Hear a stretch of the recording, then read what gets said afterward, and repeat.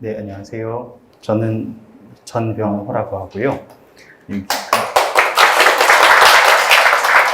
류태환 교수님 그 연구반 저희 윤기술사님이랑 같이 듣고 있었습니다. 저는 공부한 지는 3년 9개월 됐습니다. 나이는 좀 어리긴 한데 이쪽 업계 설계를 하고 있거든요. 설계 들어오면서 처음 이제 아무것도 모를 때부터 아버님께서 소방기술사를 준비를 해봐라라고 하셔서 기사부터 했고요. 소방기기기사, 소방전기기사를 취득을 다 하고 나서부터 학원에 다니면서 3년 9개월 정도 소요가 됐습니다. 플러스 알파에서 한 3개월 정도 하면 딱 4년 정도 됐다고 보시면 될 거고요. 기본반은 2바퀴 정도를 돌았고요. 이 책 상권 학원 한 바퀴를 해서 총 2바퀴 정도 돌고 심화반을 한 바퀴를 돌면서 단권화를 하고 그 다음 연구반에서 지금 2번째 들었고요. 시험은 총 제가 122회,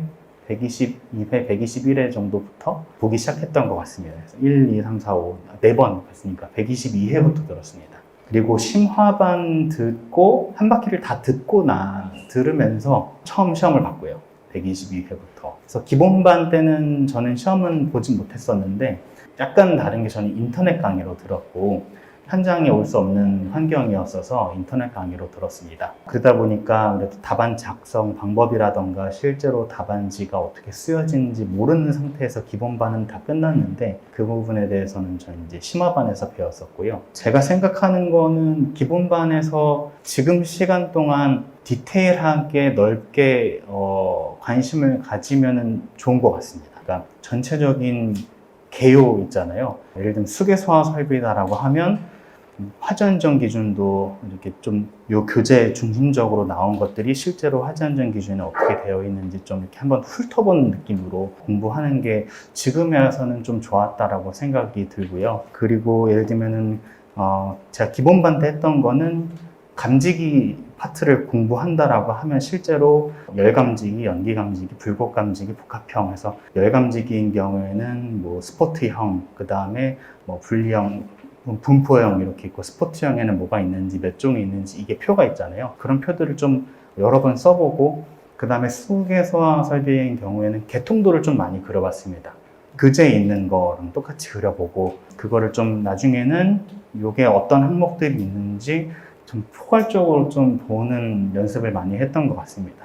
그게 나중에 심화반 갔을 때 도움이 많이 됐었던 것 같고요. 왜냐하면 심화반에서는 기본적으로 기본반에 있는 내용들은 다 안다고 생각하기 때문에 그때 가서 지금 기본반 때 할 수 있었던 것들을 하기엔 시간이 아깝고 그래서 지금 기본반에서 하실 수 있는 부분들을 충분히 시간을 갖고 습득하시는 게 중요하다라고 저는 생각이 들고 이건 제 경우입니다만 그래서 저는 기본반이 조금 오래 걸렸고요. 그 다음에 지금 모든 것들을 다 외운다고 생각하지는 않았었거든요.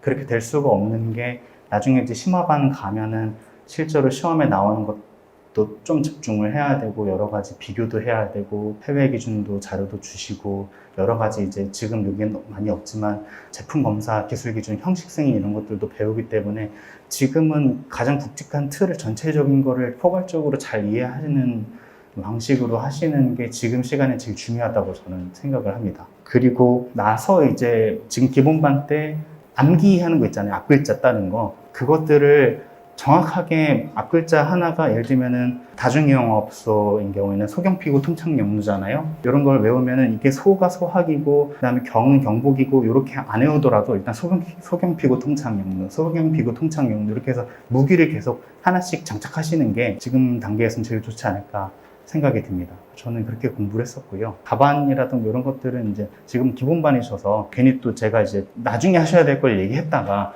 그거에 이제 매몰되시면 안 되니까.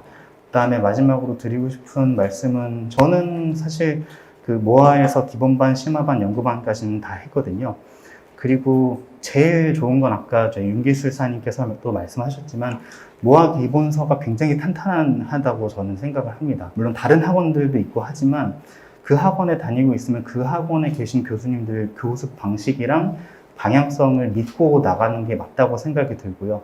그렇게 믿고 나가서 선배 기술사님께서도 합격을 다 하셨고 저희도 그렇게 해서 일단 1차까지 온 것처럼 여러분들도 충분히 믿고 따라가시면 하실 수 있을 거라고 생각이 듭니다. 나중에 심화반, 연구반 가셔서도 그 교수님의 방향성을 잘 보시고 따라하시면 충분히 좋은 결과를 얻을 수 있을 거라고 생각합니다. 여기까지 말씀 마치겠습니다. 감사합니다.